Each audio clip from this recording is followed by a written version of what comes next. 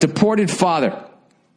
Dear Billy Justice, 2.5 years ago, my father was deported to Mexico. He had been in the U.S. since 1978, since he was 13. My family struggled without him financially, and emotionally it's been very rough. It must have been brutal.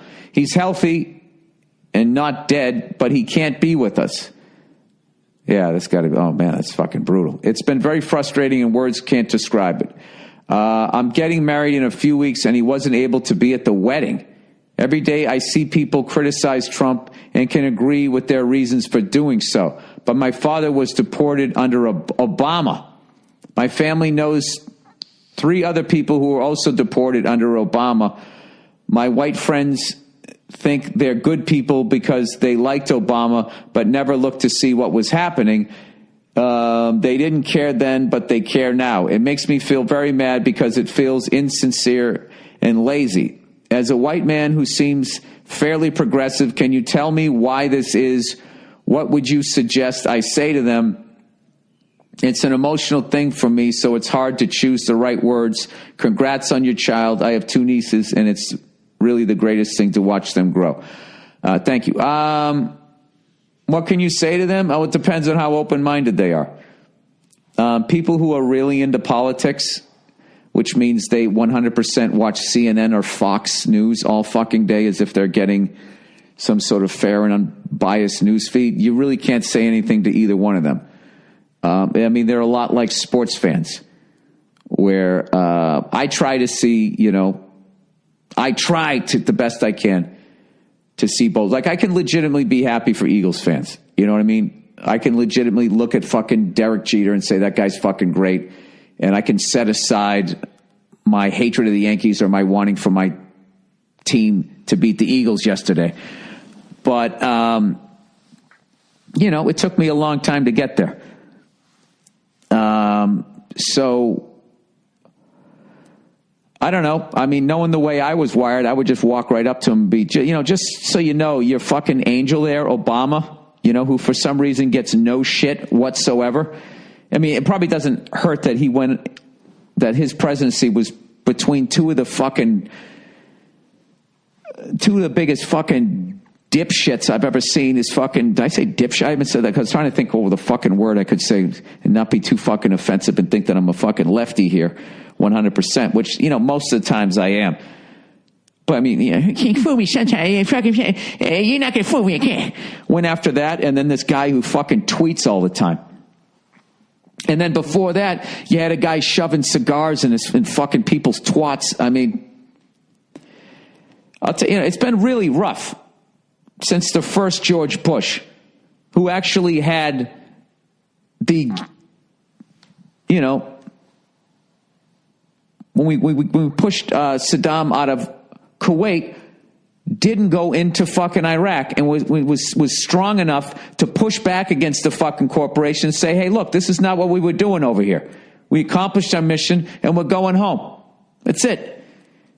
So it's been a long fucking time. So I think that there's a thing with Obama, at least he wasn't Bush or Trump kind of thing. So people have a hard time seeing him. And I think he gets handled with kids' gloves in the media. You know what I mean? They every image of him, he's like kayaking or fucking playing highlight and all of this shit. Like the joke I was doing in my act, it looks like an erectile dysfunction ad. And they're really kind of ignoring that guy for all the hope that he said and everything. And I know that job is, I don't know, like literally know, but I understand that it's an incredibly difficult job. And they always say, if you can get one thing done, which he did get Obamacare through. So I guess it was an achievement. But I have to tell you, as someone who does lean left, to watch him go on tour now with $70 million of tour dates to go talk to a bunch of fucking bankers and corporations, and all of that. And just, I don't know, it's as far as the way I read that's just those corporations washing their bribe money. Like, we got you in office, you did what we wanted you to do. Now come talk to us for an hour and we'll give you a nice 6-figure paycheck. and we'll all do it, and then you can be worth over $100 million like the Clintons, like the Bushes and all. Like, it's so fucked up that none of them get called out on that. It's like the Bushes, the Clintons, the Obamas, it's like you guys dedicated your life to public service, and the presidency is the highest paying job, which now is like $500,000 a year. If you do 2 terms, you're going to gross tops. You're going, what is that? 500 times fucking 8. What is that? That's $4 million. And somehow they're buying giant houses, and they all end up being worth 9 figures. And everybody just looks the other fucking way. I don't know. So maybe there's someone within your group that is understanding enough and can see both sides of that. You know, like if I said what I just said about Obama to a Trump person, they would be like, yeah, that's right, that's right. They would be going fucking bananas. But then if I even remotely suggested that Trump seemed a little emotionally unstable and that he's really doing the country a disservice to be tweeting and arguing with people on social media like a 7th grade girl. I don't even fucking respond to people on Twitter when it comes. Occasionally I do. But this is supposed to be the leader of the free world. Trying to get a Trump supporter to admit to how pathetic and embarrassing that is. I mean, that's just kind of the world that we're in right now. But maybe one of those Obama supporters, maybe you could, I don't know. But then also we live in such a fucked up world. I'm going to believe that you're actually Mexican and you wrote this, and that you're not some white person that wrote this shit because they hate Obama. I have no fucking idea.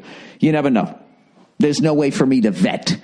So if what you just said was true, that is horrific, and I understand what you're saying about Obama, because, I think the best thing he had was he could deliver his speech better than Bush or Trump. But at the end of the day, even though the needle kind of leaned more left when he was in office, the ship stayed on course, if you know what I'm saying. Now, right now, I want that guy from Reno to come walking into my fucking room here. Hey, show a little respect. All right, girlfriend has higher sex drive than me. All right, dear Billy Fucknuts. That reminds me of that classic Louis C.K. joke. Do you remember that time when he was dating the nymphomaniac? And she kept going, let's do it again. Let's do it again. And it goes, and she was really just backing into me. And it really fucking hurt. And I wanted to say, hey, can you stop banging back into me before you rip my dick off, you fucking psycho? But instead I said, hey, take it easy. All right, girlfriend has higher sex drive than me. All right, dear Billy Fucknuts. I started dating an old girlfriend from high school after 10 years of being apart. Oh, like when Harry met Sally, right? I'm now 26 and she's 27. We've been going steady for about 7 months. I love how you said we're going steady. This guy's like an old soul.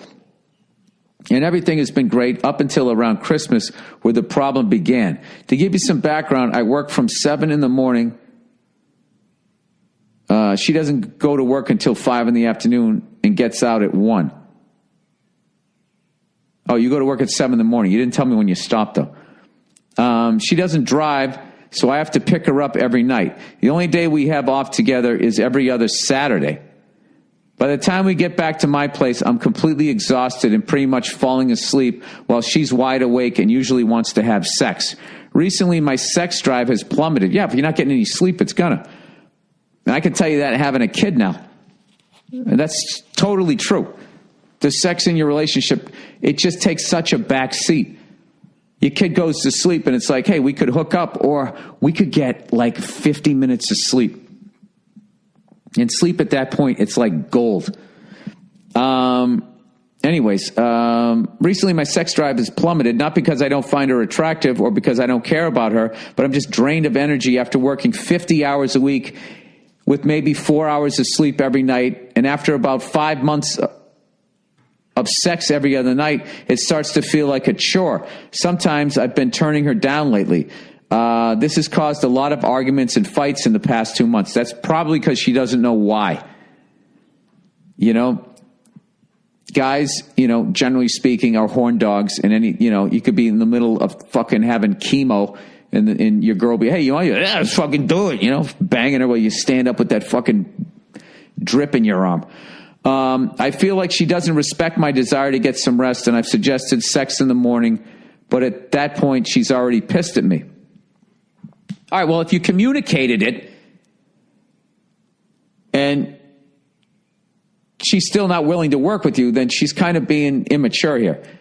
She seems to think I don't care about her, and that when I try to suggest maybe sex a certain amount a week, like 3 or 4, she gets mad at me, and that she always has to initiate it.